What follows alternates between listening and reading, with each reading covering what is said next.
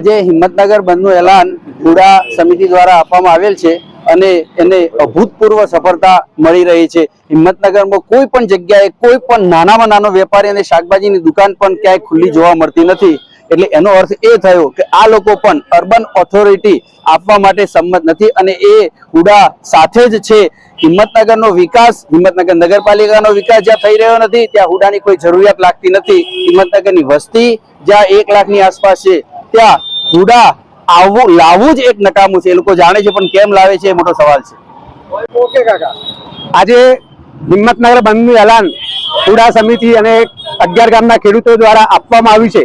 આપ શ્રી ચેનલ દ્વારા આ સંદેશો પણ પહોંચાડવા માંગુ છું કે વેપારીઓ અને ખેડૂતો બંને સિક્કાની બાજુઓ છે અને વેપારીઓનું અભૂતપૂર્વ જે સમર્થન મળી રહ્યું છે એ તબક્કે આખા હિંમતનગરના વેપારી બંધુઓનો પણ અમે 11 ગામના ખેડૂતો આભાર માનીએ છીએ અને આજે હુડાને અભૂતપૂર્વ સમર્થન મળ્યું છે। સરકારને પણ અમે ચેતવણી આપીએ છીએ કે આટલા બધા લોકો જ્યારે હુડાના વિરોધમાં હોય તો આપ કેવી રીતના હુડા લાગુ પડી રહ્યા છો એ સવાલ છે।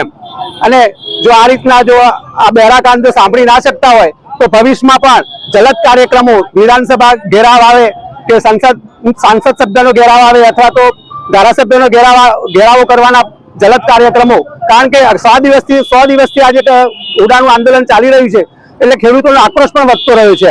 જો 100 દિવસે આ રીતના પરિણામ ના મળતું હોય અને આક્રોશ વધતો જતો હોય તો આવા જલદ કાર્યક્રમો પણ આવી શકે છે અને આખા તાલુકાનું સમર્થન પણ ભવિષ્ય મળી રહ્યું છે। છેલ્લે તબક્કે આ વેપારી બંધુઓને, હિંમતનગરના દરેક વેપારીઓનો આભાર માનીએ છીએ।